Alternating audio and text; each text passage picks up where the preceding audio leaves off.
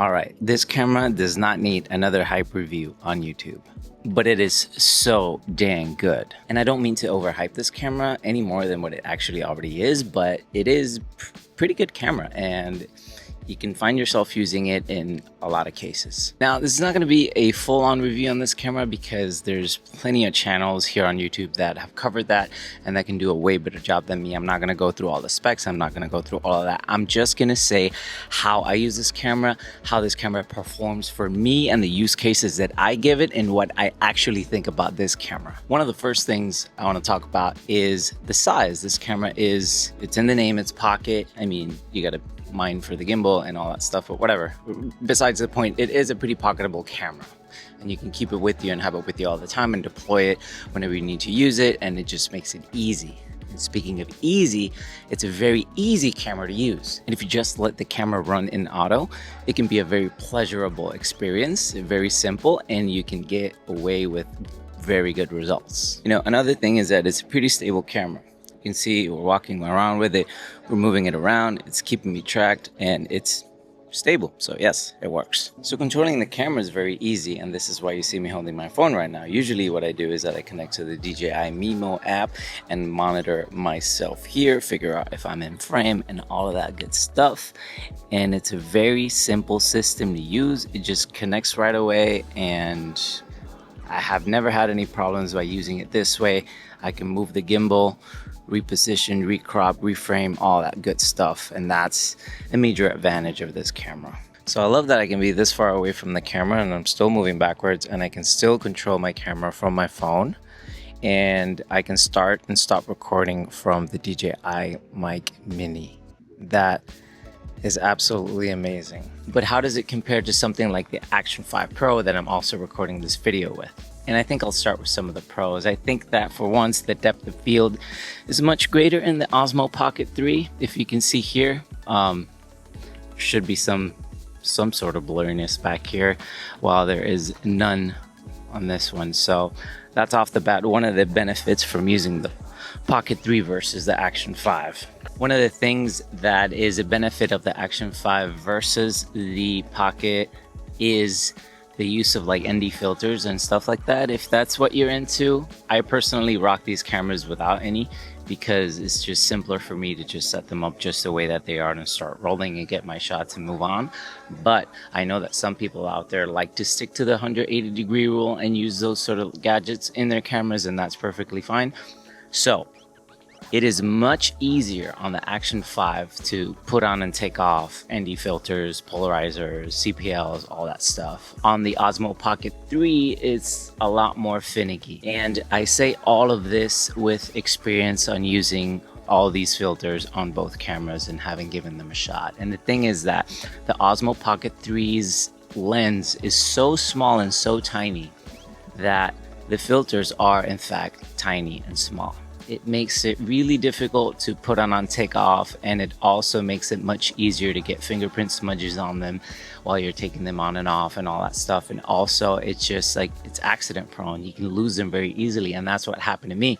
I was on a family trip. I was testing out a variable ND filter that I had just bought for this camera, and between takes I look around and I noticed that my camera doesn't have it anymore, and it was just so frustrating. There goes like $40-50. I don't know how much it cost me, but boom, gone in a second. I don't know where it landed. It's so small, I just lost it. And then after that point I was like, all right, I don't want to use filters in this camera anymore, because it's just another level of worry and another concern that I don't want to have when I'm out there shooting with these cameras, the content that I'm usually shooting with these cameras, which for the most part it's YouTube and social media content. So like I said in my Action 5 video review, I typically shoot these cameras in full auto, except for the white balance and all that stuff. If you want to see those settings, go over to my Action 5 video and give it a look. I pretty much treat the Pocket 3 the same way. And I can confidently say that the camera performs very well using it in that way, in mostly auto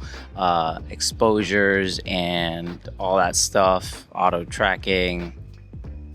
It just performs, and I really enjoy and trust the camera to get what it needs to get for me. And this type of filming also makes the camera be just so readily available when a moment pops up. You just flick it on, hit record, and you can safely say that you're within the ballpark of a good exposure, and so as long as you frame it properly, then you're good to go. But there's one advantage to the Action 5 Pro over the Pocket 3 while using it in the field that I do enjoy, and that is the LUT preview on the monitor, on the screen of the camera. The Osmo Action 5 provides you with a LUT preview that you can preview your log footage with color so that you can more accurately gauge your exposure.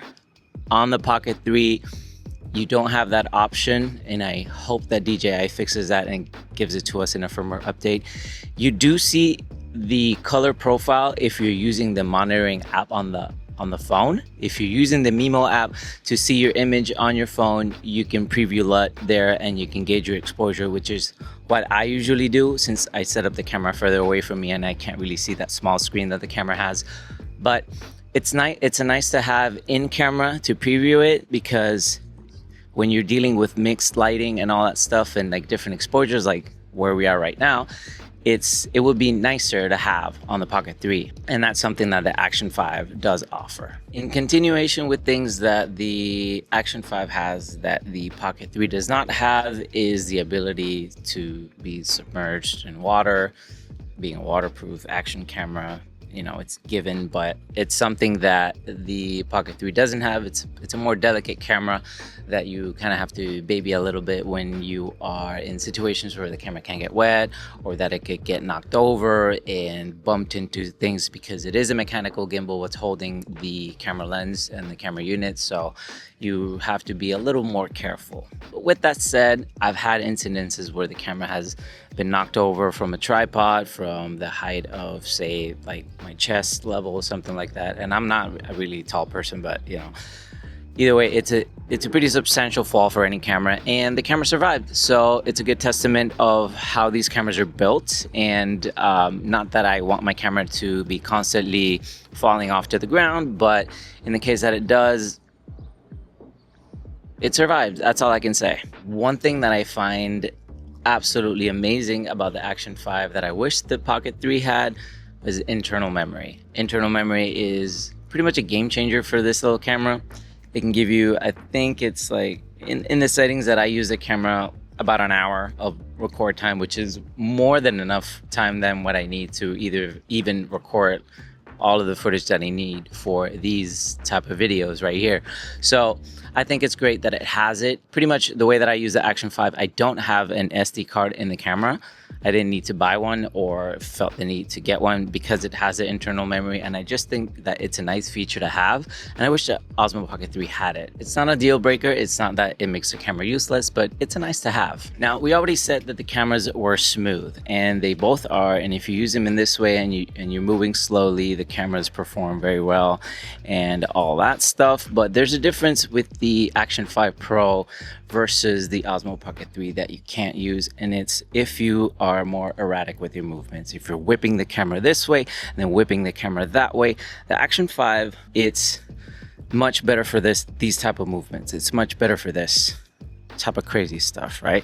The Pocket 3 has a gimbal and it suffers from that gimbal trailing, which you can see right here, and it won't be as precise as hand holding something like the Action 5 Pro in this case. But where it lacks in that regard, it makes up in this right here, which is the tracking feature, which I absolutely love this feature. And I know the Action 5 does something similar, but it does it in the way of cropping into the sensor, not actually moving the camera, which takes away from your video quality and all these other things that I'm not really going to get into. But I'm just going to say that the Pocket 3 does it better in this case. And I love this tracking feature because if you're a solo filmmaker or you just are traveling out there by yourself and you have this camera, you can just set it up on a tripod, have it follow you wherever you go, present the scene. You can come close, you can go far, and the camera's gonna stick to you, and it does a really good job at doing so. Uneven terrain is a place where the Osmo Pocket 3 shines over the Action 5. Right now I have purposefully put the camera in an uneven situation, and if you can tell from the footage on the Action 5, the camera is obviously crooked, and on the Osmo Pocket 3 it's perfectly leveled because because I was able to rebalance the gimbal and make the shot a lot more level. So it's better if you're running and gunning and setting the camera in different places. You can always make sure that your horizon and your shot is level. All right, so I guess I got to talk about why I keep choosing this camera, and it goes back to what I said before. It's the ease of use. This camera changed the game for me in the sense of, before, for me, putting content on YouTube was a difficult task. I had to set up a camera on a tripod, wire with microphones, lighting, all this other stuff. And by the time that I got done setting up all that stuff, I was way too tired to even sit down and just come up with a video. So it just deterred me away from creating content in YouTube, doing something that I like, because I kind of enjoy doing this type of videos. But this camera changed the game for me because it was such a simple camera to use. It was a no-brainer. Just turn it on, flick it on, connect to the wireless microphone, and just roll and just create content and put it out there. So if you ask me who this camera's for, I think this camera's for pretty much anybody who's trying to get into filmmaking, anybody who doesn't want to make filmmaking a hassle, people who are wanting to get into the space of YouTube or content creation. And I have used this camera not only to make all the videos that you keep seeing on my YouTube channel, which I mainly use this camera for, I also have used this camera for client work. I've taken it on actual legitimately paid jobs where I've use this camera to create content and give to them so that they could put on their social channels. It's a very good quality camera, and I think that the overhyping or the hyping that it has on the internet is valid. Dynamic range in this camera is actually pretty insane, and this is me coming from shooting constantly with the Sony FX3, which has great dynamic range. I love the image that comes out of this camera, and this is right now what you're seeing is graded 10-bit log footage coming out of the Osmo Pocket 3. Another topic might be color grading and how this camera matches to something like the Action 5. And being that they're both DJI cameras, I can just safely say right off the bat, without even thinking about it, that they're gonna match well. And I've already gotten a few questions about how I color grade my footage or what my process is. So I won't go into detail of that in this video, but there will be another video in the near future coming out that will contain my process behind color grading the footage that I get out of the Osmo Pocket 3 and the Action 5. So subscribe to my channel if you are not subscribed already, so that you can get notified when that video comes out. And before you say anything, I am holding this mic just like this because it just gives me better audio. I know people hate it. I used to hate on it as well, but I noticed that if you do hold your mic closer to your mouth when you're speaking, you kind of reduce all the ambient noise that's around. So it's a quick tip for you. So that's it for me. Let me know what you think about the Pocket 3 in the comments below. I hope you guys enjoyed this video. If you did, consider subscribing to my channel, and I'll catch you guys on the next one. Peace.